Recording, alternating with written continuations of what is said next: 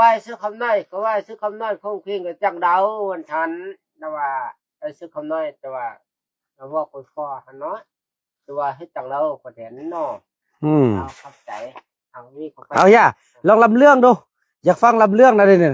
ลำเรื่องอ๋อพอลำเรื่องเนาะเอาพอมีใครบอกเบิ่งลำก่อนจะให้กาแฟบ่มีอ่ะผู้ใดมีกาแฟ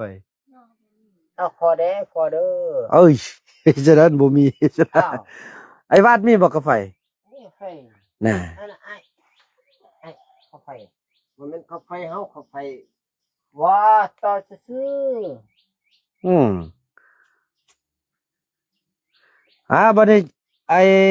คำน้อยสิอันลำเรื่องก็ฟังแล้วพี่น้องเอ้ยเนาะม่วนเด้ถ้าฟังกันเด้อพี่น้องขับใจขับพรมละลายเด้อแต่ปาดนี่ต้องสู้เติมเมนี่ตกหลอกคนจะเป็นตังเบือนโทษนังเจ้าเขาว่าคนป่าไปบ่ได้ว่าสิมีนี่โซสุดงานจะว่าบันนุ่มจะเป็นตังเบือนโอ้ว่าเขียดตกลงไหลมีไหลไปโอ้โหมีสางเขาวัดจอกวัดตอกเจ้าเอาลุงโอ้ลูกมีจึงกึ่งขวดตามพอดมีเต้าขวดทำพายดีครับเจ็บละลายกินไปเขาเป็นตัวบ่มาเป็นตุกจวงปัญญา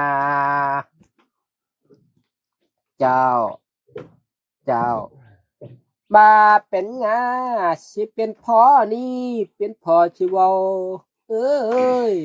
โอ้ชื่อคำน้อยเมาว่าคำน้อยบ่ถือกันย่านสร้างหัวสันที่เป็นเชื้อเชื้อว่าเปิดคำน้อยบ่ย่านสร้างยับไปแต่บ้านพอว่าจะเป็นเธอที่มันเน่าบ่ได้ก็ว่าเป็นขบุญขาแดนนำตัวเจ้าครับผมแล้วว่าทุกวันก็บ่ทุกวันลูกไปเฮ็ดเยียกเฮ็ดการจูเป็นถ้าทูบนี่สบายดีโอ้ยว่าเป็นลูกเป็นพ่อนี่เห็นลูกก็อย่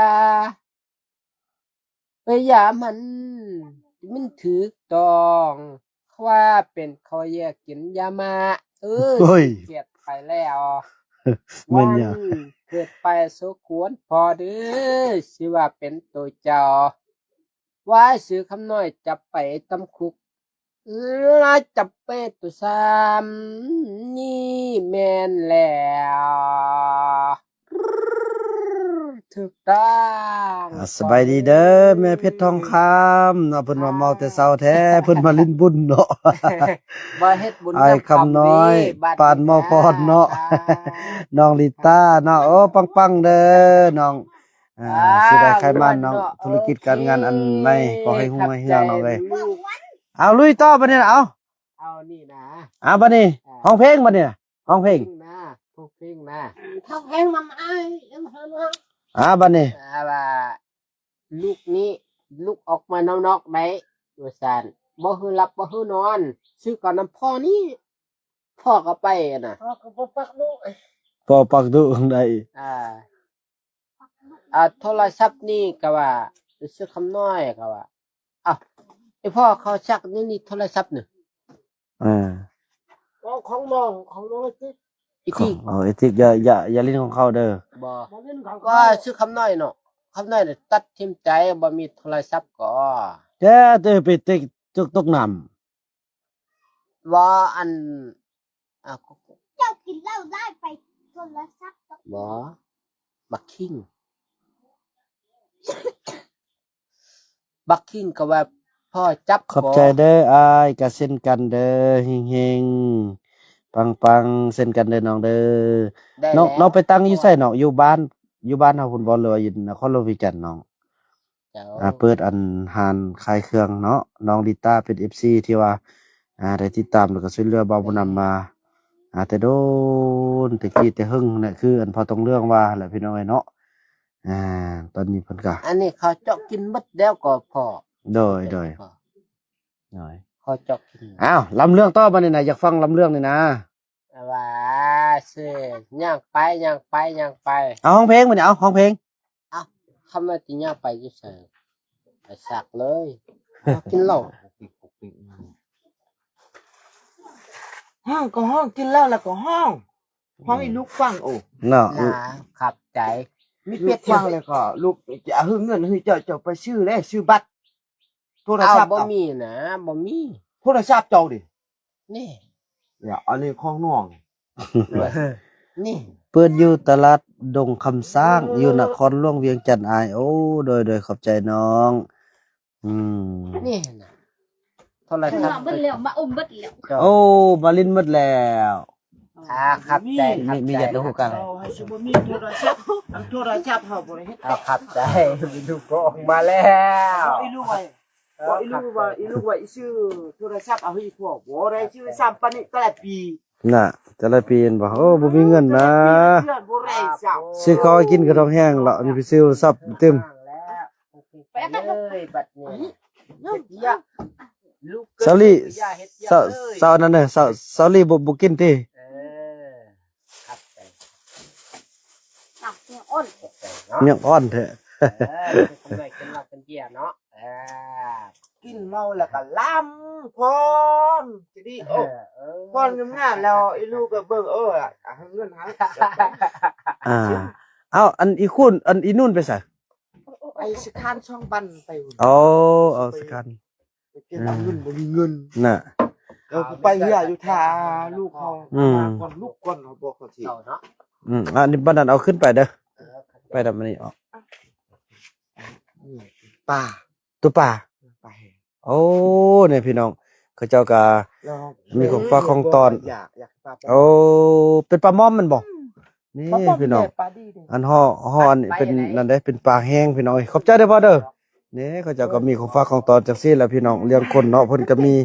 บุญคุณนำเด้เนาะ เกือบเนี่ยมักแบนหิมเกือบ นี่ ปักเป็นเลยนี่ แ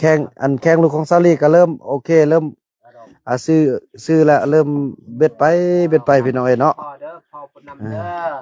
ผู้สร้าง เออถือว่าอันนั้นเนาะน้องอยากสิเอาตึมเด้ออันลูกน่ะ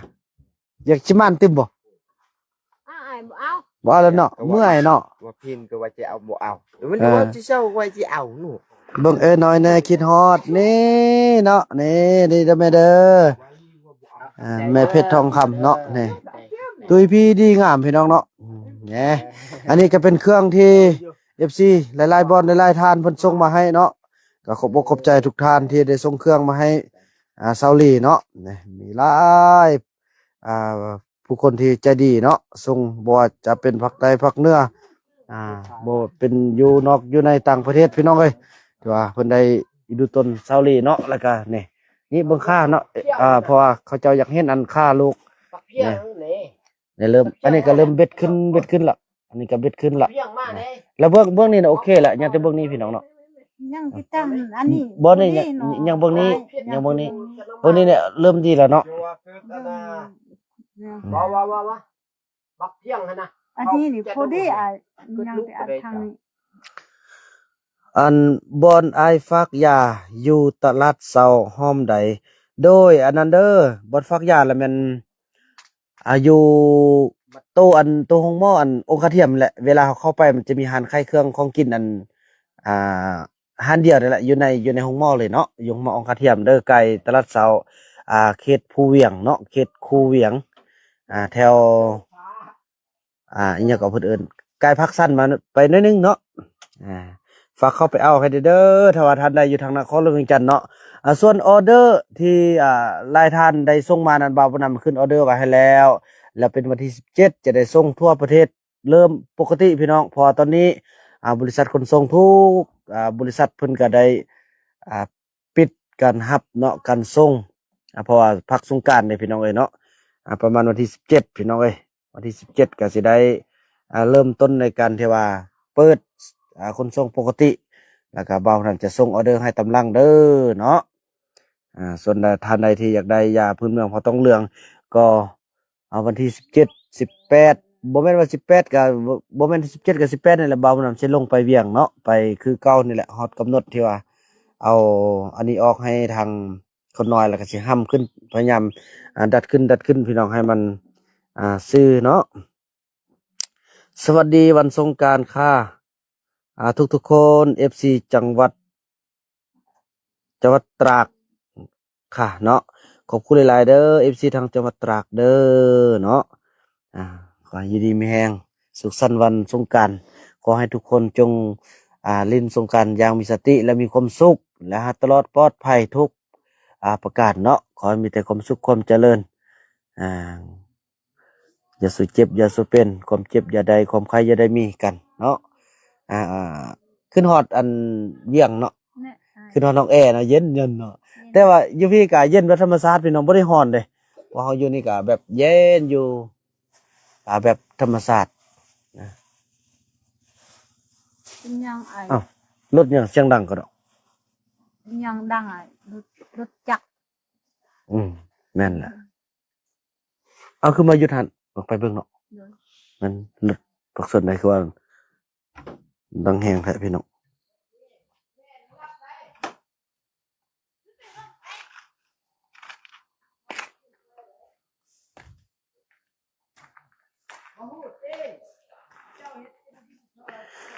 นั่นนะพี่น้องเนาะถือว่าคลิปนี้เบาน่าจะขออนุญาตจบคลิปกันสำนี้ก่อนไปโอเคเด้อแม่